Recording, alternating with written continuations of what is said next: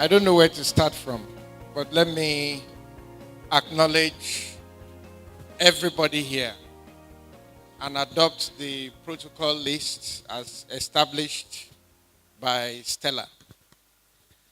And to say that I'm very, very happy that we are all here. The reason we're here this morning is it has nothing to do with politics. It has to do with life. It has to do with knowledge. It has to do with progress.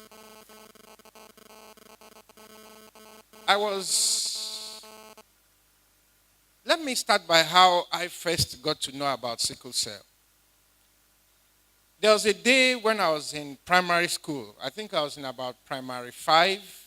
Then my parents were living in Calabar, where my father was the priest at the Holy Trinity Anglican Church in Calabar. And I woke up one night, my sister, my immediate elder sister, was very, very sick. And the next day, they rushed her to the hospital. They didn't come back all throughout that day. In the night, they came back with her, and my mother was crying. You know, my father was distressed. Everybody in the house was so unhappy. And I tried to find out what was the problem. I was just a child. And they told me that they went to the hospital and they said that my sister had sickle cell, that she was a sickler, and that she was going to die very soon. And that the doctor had prescribed 6 months injection and all sorts of prescriptions. And my father was insisting that it was not possible for her to be a sickler because he knew his genotype and he knew my mother's genotypes. And they had to take her, travel to another city or something, and they came back to say she was not a sickler. As everybody knows, myself and Ifoma, we were in the same circle of friends. But gradually, all of us came to know that Ifoma was always falling sick, and she would be very brave about it. And then somehow, the whole thing filtered out that Ifoma was a sickler. I don't think she actually ever called us to say, this is a problem I have. She wasn't frail, but she was a very quiet, soft kind of person. She has changed. And from her, I got to understand what courage actually means. I got to understand what you mean by never giving up. Somehow, we all had that impression that Ifoma wasn't going to live very long. So everybody was like to keep waiting to hear. Anytime they say Ifoma is sick, you just wait to hear whether has it finally happened, it didn't happen. A lot of the people who were with us in school, quite a lot of them are no more. But Ifoma is still around.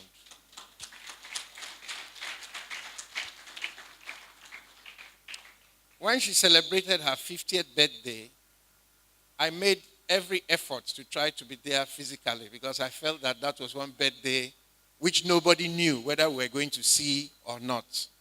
But she has done 50, she has clocked 50, and she's still going on.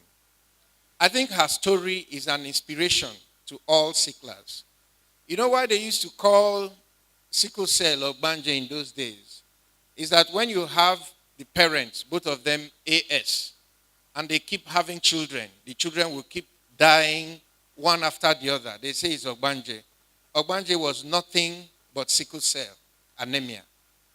Very painful, very dangerous sickness that kept the lives of people very, very short. No, they didn't live long in those days.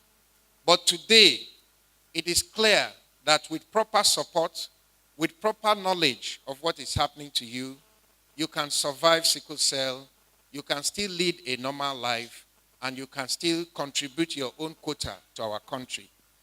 But that is not why we are here. We are here because sickle cell is one pain that is avoidable, both for the child and for the parents. We are here because we can actually create a generation that is without that particular ailment and that particular sickness or that particular disease whatever we want to call it. All we need to do is to limit the contact of people that have AS with one another in terms of procreation. If we achieve that, in a generation or two, sickle cell, as we know it, will no longer exist anywhere. And it is something that we can do by creating awareness, by building knowledge, by sharing what we know about how this thing happens. I think that is something that we can do across political, religious, social, or ethnic boundaries. All Nigerians, all Rivers people who know what this thing means, we can work together to achieve a sickle cell-free society. I think that's possible. So I want to thank all my friends who came out today, not for politics, but for humanity. I want to thank those who have come to hear so that they will know, because knowledge is power. I want to thank Ifeoma for the work that she has done with sickle cell.